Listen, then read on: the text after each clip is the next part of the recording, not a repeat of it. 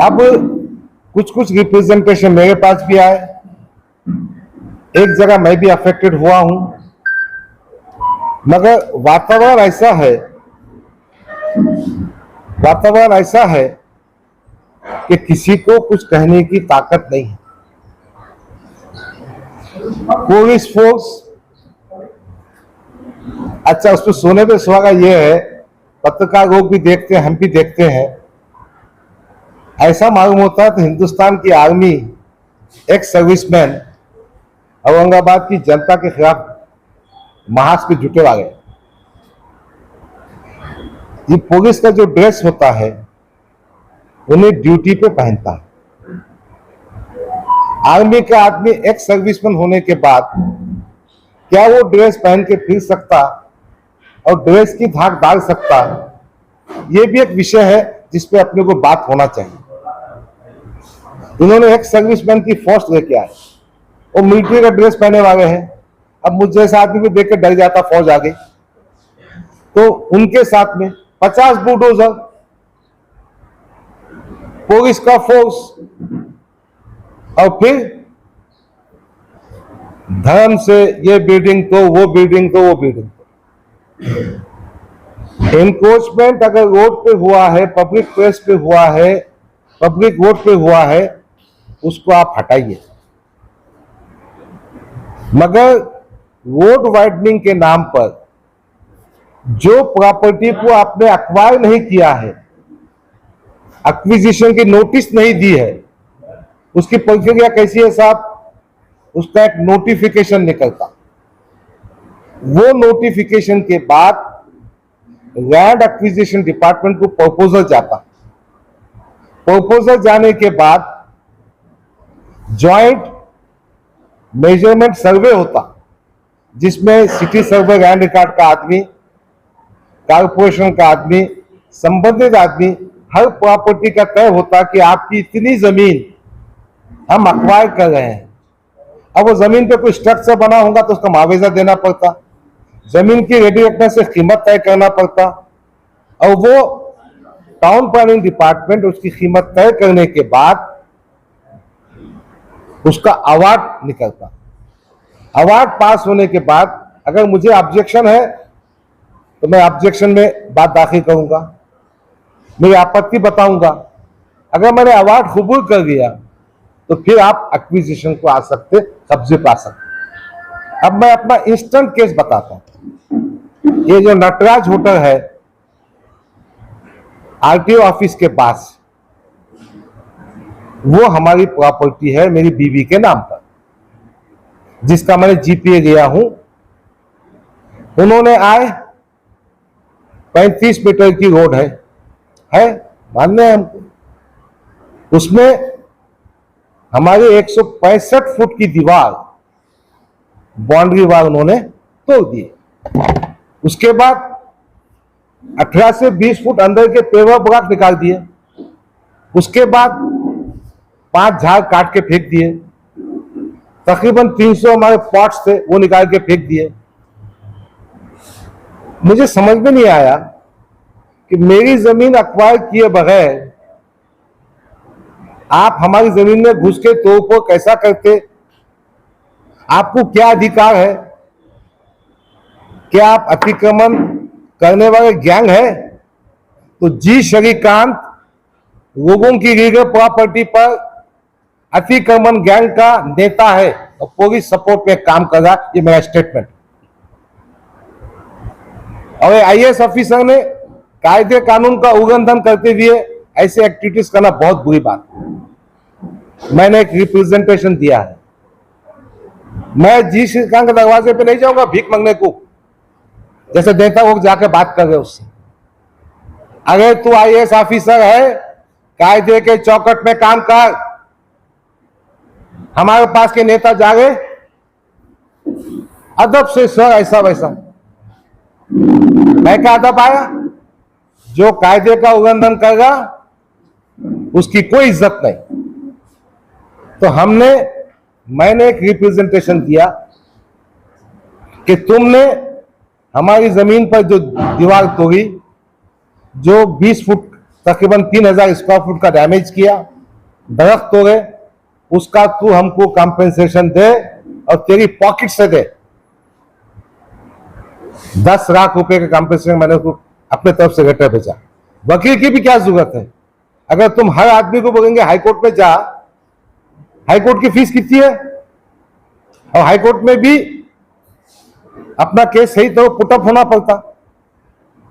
Government का मामला, अच्छे अच्छे वकील हैं उनके पास, और कहीं ना कहीं एग्जीक्यूटिव्स को अच्छे वकीलों की मदद मिलती है। मैंने नोटिस दिया और मैंने क्या किया, अर्बन डेवलपमेंट सेक्रेटरी को खत लिखा, डिविजनल कमिश्नर को लिखा कि भाई ये आदमी अपनी पोस्ट का गलत इस्तेमाल करते हुए प्राइवेट प्रॉपर्टी पर इंक्रोचमेंट कर रहा, कायदे को फॉलो नहीं कर रहा, गैर कानूनी काम कर रहा, इसलिए इस पे डिपार्टमेंटल इंक्वायरी होना चाहिए। अब उसके बाद जब मैंने शहर में बहुत से लोगों से बात किया, ये हमारे साथी रमजानी भाई है, जावेद कुरैशी है, कुछ लोग नहीं आए, करीम कुरैशी साहब है, हबीब कुरैशी साहब है, अफसर खान साहब हैं, हमारे जमील खान साहब हैं, ये सब ने बोला डॉक्टर साहब तुम्हारा खुद का मसला नहीं है, उन्हें सब तरफ यही काम कर रहा। तो मालूम हुआ कि दिल्ली गेट में जो प्रोफेसर्स की सोसाइटी है, उनके सिटकों के लेआउट के प्लॉट है, परमिशन है, ना उनकी जमीन को अक्वायर किया रोड वाइडनिंग में, सीधा कंपाउंड वॉल तोड़ दिया उनके। ये क्या उसकी इमारत नहीं बन सकी? तो जो आर्कियोलॉजिकल मॉन्यूमेंट है उसके 100 मीटर तक कोई बांधकाम नहीं होता। उसके बाद जो होगा ग्राउंड फ्लोर और 200 मीटर पे कुछ तो भी होता। यानी कायदा कानून क्यों गया? अच्छा, उसके अंदर की रिपोर्ट यह है कि कुछ चेक कारपोरेशन को दिया गया पैसों का और मोटी रकम दी गई। मेरा कहना यह है कि जी श्रीकांत साहब के आदमियों ने, जी श्रीकांत ने, ये रिपोर्ट है कि ऐसे ऐसे केसेस में गुंटेवारी के नाम पर थोड़ा पैसा कारपोरेशन के अकाउंट में और बाकी मोटी रकम अपने जेब में। भर अब्दुल्ला गुरथैरे में, भर भर जय श्रीकांत, जी श्रीकांत, मार अपने कुन।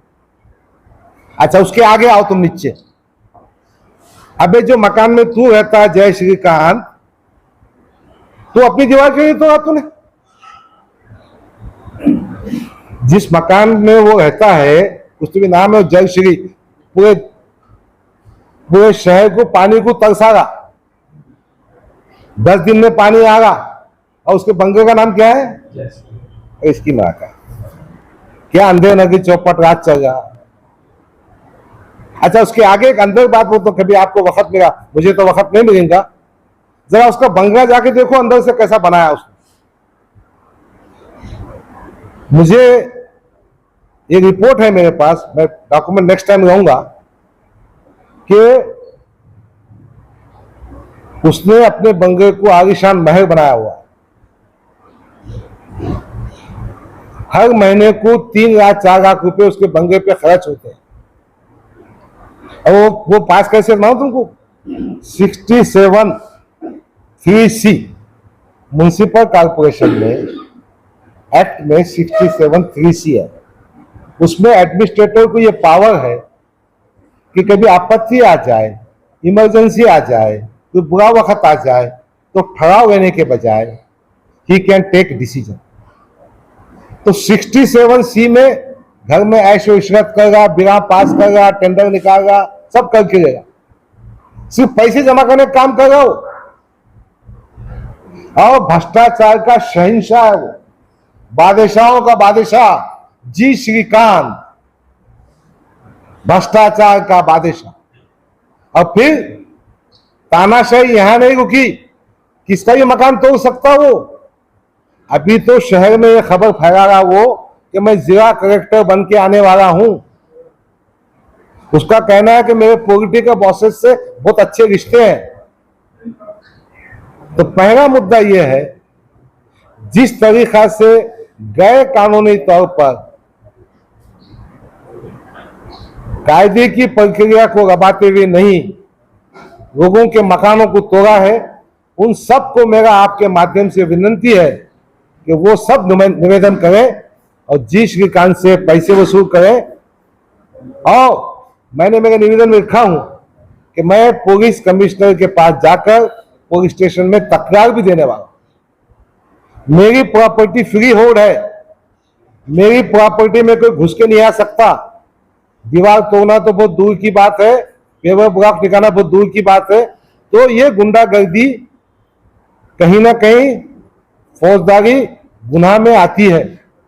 तो जिन जिन लोगों को अफेक्ट हुआ है उनसे मेरी प्रार्थना है कि आप डरिए मत, घबराइए मत।